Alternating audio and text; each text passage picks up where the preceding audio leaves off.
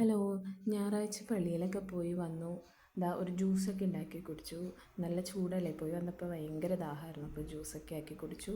കഴിഞ്ഞ ഞായറാഴ്ച ഈസ്റ്ററായിട്ട് സ്പെഷ്യലൊന്നും ഉണ്ടാക്കാൻ പറ്റിയിരുന്നില്ല, ആൾക്ക് ഡ്യൂട്ടി ആയിരുന്നു. അതുകൊണ്ട് അപ്പോൾ ഞാനൊരു ചെറിയ തട്ടിക്കൂട്ട് മന്തി ആക്കാമെന്ന് കരുതി. ഇതെൻ്റെ മാത്രം റെസിപ്പിയാണ്. ഞാൻ പല പല വീഡിയോസൊക്കെ കണ്ട് എടുത്ത് ചെയ്ത ഒരു റെസിപ്പിയാണ്.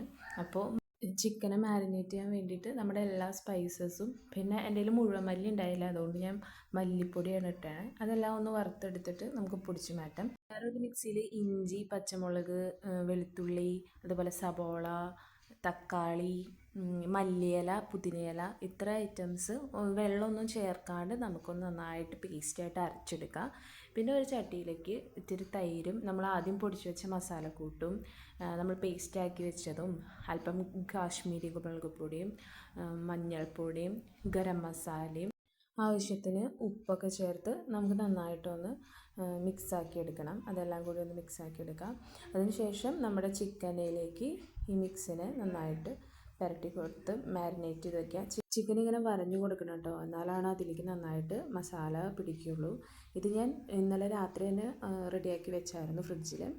ഇനി നമ്മൾ രാവിലെ അതിനൊന്ന് തണുപ്പൊക്കെ മാറിയതിന് ശേഷം കുക്കറിലിട്ട് ചിക്കൻ കഷ്ണങ്ങളും പിന്നെ അല്പം വെള്ളം നമ്മൾ ആ മസാലയിൽ നിന്ന് കുറച്ച് മാറ്റി വെച്ചിട്ടുണ്ട്. നമുക്കൊരു സോസ് റെഡിയാക്കണം. സോസിന് വേണ്ടിയിട്ട് ഒരു പാനിൽ അല്പം സൺഫ്ലവർ ഓയിൽ ഒഴിച്ചിട്ട് അതിലേക്ക് ടൊമാറ്റോ കെച്ചപ്പും നമ്മൾ ആ മാറ്റി വെച്ച മസാലയുടെ കുറച്ചും അതും ചേർത്ത് നന്നായിട്ടൊന്ന് വറ്റിച്ചെടുക്കണം. പിന്നെ കുറച്ച് ചില്ലി ഫ്ലേക്സും കൂടി ചേർത്തെടുക്കുകയാണ്. ആവശ്യത്തിന് ഉപ്പും കൂടി ചേർത്ത് നന്നായിട്ടൊന്ന് വറ്റിച്ച് എടുക്കുകയാണ്.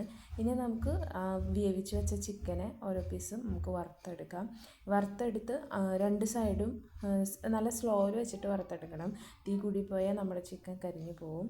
അപ്പോൾ സ്ലോയിൽ വെച്ചത് അതുപോലെ നന്നായിട്ട് രണ്ട് സൈഡും മറിച്ചിട്ട് ഫ്രൈ ചെയ്തെടുക്കുക.